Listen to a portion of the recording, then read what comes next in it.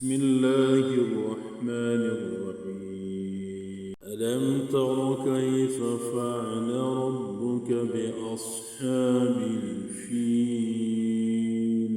ألم يجعل كيدهم في تضليل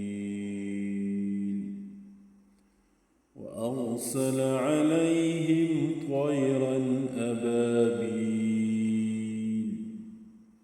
ترميهم بحجارة من سجيل فجعلهم كعصف مأكول. ألم تر كيف فعل ربك بأصحاب الفيل؟